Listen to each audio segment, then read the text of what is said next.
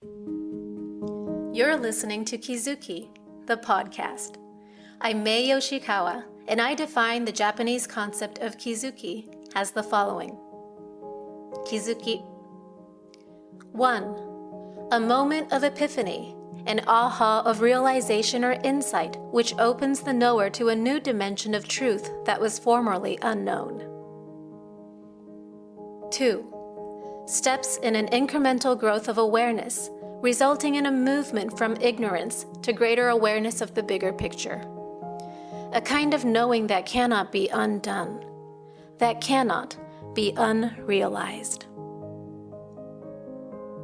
As a longtime yoga and meditation practitioner, a world traveler, and curious self-explorer, I'm obsessed with Kizukis.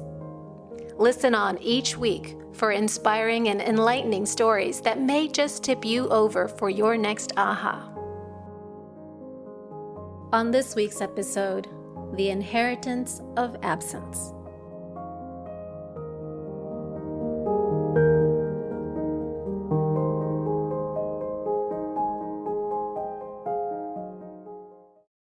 This week's episode dovetails on the last one.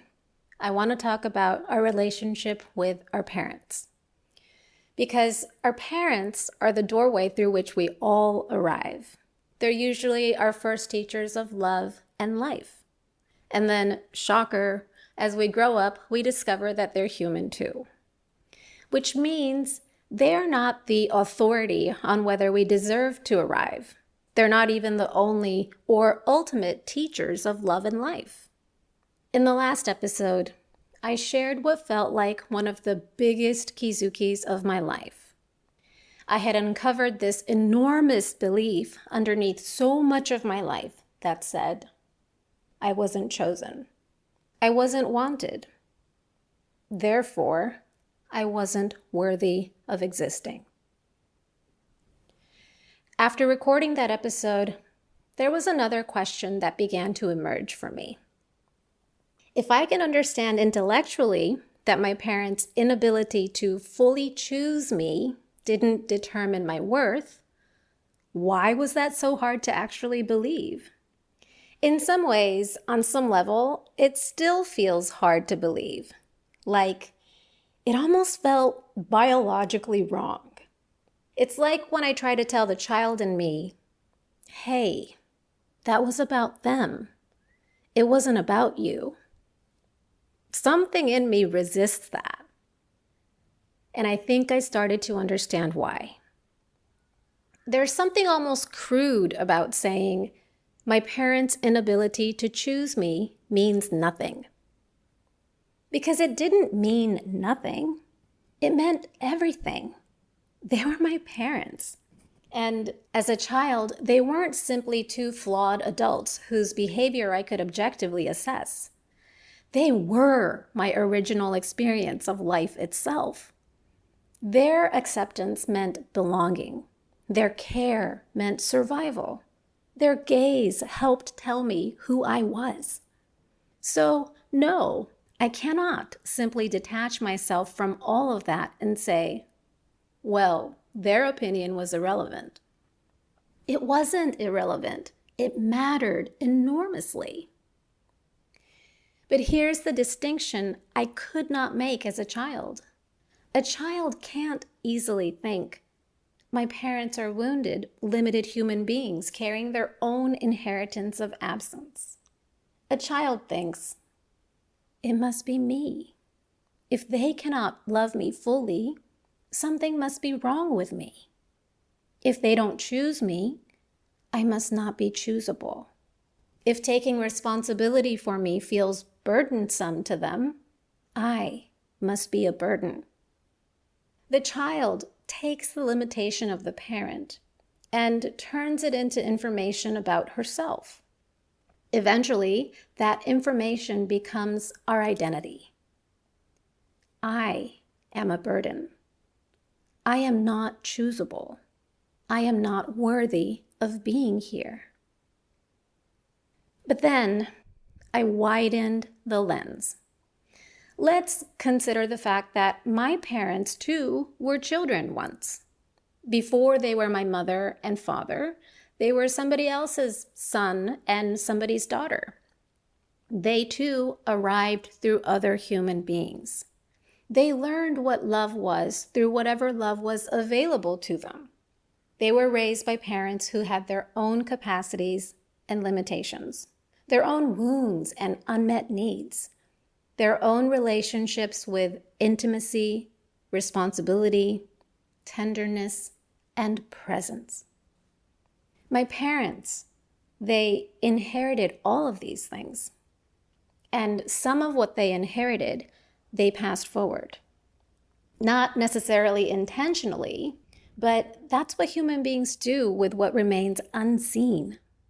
We pass it on. And this is what I've begun to think of as the inheritance of absence. The places where one generation was not fully met become the places where the next generation may struggle to meet their children. The love that could not be expressed, the presence that could not be sustained, the responsibility that felt too heavy, the intimacy that felt threatening. The child receives those absences without knowing where they came from. She just feels what isn't there. And because she has no access to the generations that came before her, she assumes the absence has everything to do with her. Like there's something about me that makes people leave. There's something about me that makes love difficult. There must be something about me that makes being my parents too much to handle. But what if what I inherited was never proof of my unworthiness, but rather someone else's unfinished cycle of pain? You see, to say it mattered and it determined my worth are not the same thing. What my parents did or didn't do, it mattered greatly. What they couldn't give me, it mattered to me. The ways that I felt unchosen, it mattered. I cannot minimize any of that in order to truly heal. At the same time, there is clarity in knowing that it did not determine my worth, that those two truths can coexist. Because the tragedy was never that their response to me made me unworthy. The tragedy was that someone who was already worthy did not adequately get that reflected back to herself. Someone who was already worthy of being cared for felt that her needs were burdensome. Someone who was worthy of existing began apologizing for taking up resources simply by being there. And that changes everything for me, because now I don't have to choose between honoring what happened to me and reclaiming who I am. So it's moving away from the simplistic, they did their best, therefore I shouldn't be hurt.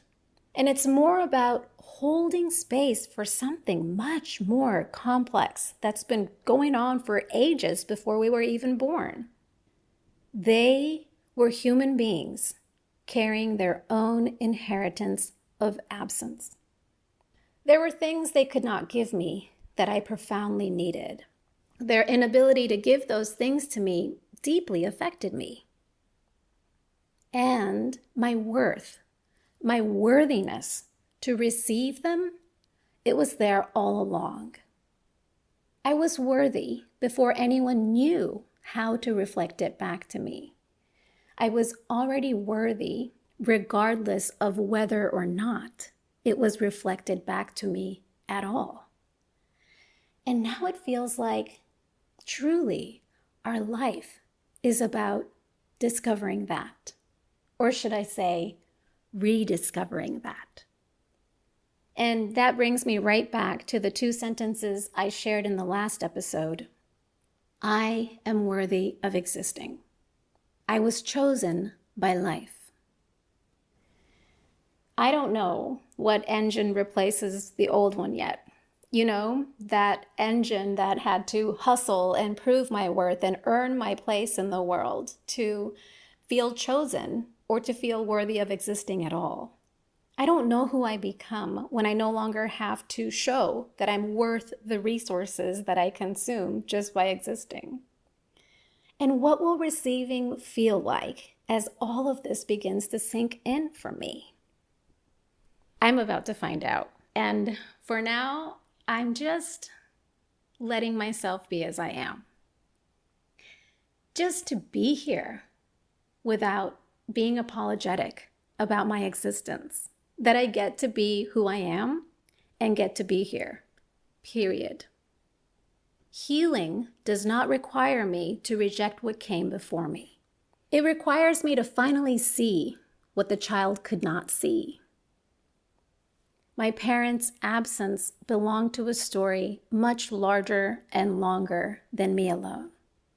And the fun part is here, because now it's our turn. We get to notice what was handed to us unconsciously. We get to decide what belongs to us and what doesn't. We still get to grieve what we didn't receive without turning that absence into an identity. We get to give the next generation something different. Not perfection, we're still human too, but presence to the best of our ability. The kind of presence that says, I see you. You are not too much for me. Your needs do not make you a burden. You do not have to earn your place here. You were worthy long before I ever had the privilege of knowing you.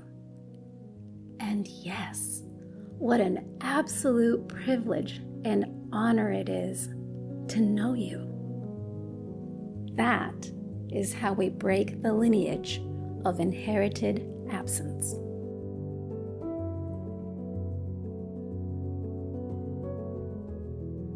Thank you for listening. I have 2 exciting announcements to share with you. First, registration for the next Kizuki journaling session, online and in English, is now open at maey.live under Sessions. It's happening on September 21st in North America and September 22nd in Japan, Australia, and this side of the world. Kizuki journaling is a simple method that uses just 3 journal prompts interwoven with guided meditation to help you uncover the hidden beliefs shaping your life and open the door to a Kizuki moment, a realization that can shift the way you see yourself and your life. I'd love for you to join me. And second, I recently started new Instagram and TikTok channels dedicated entirely to Kizuki.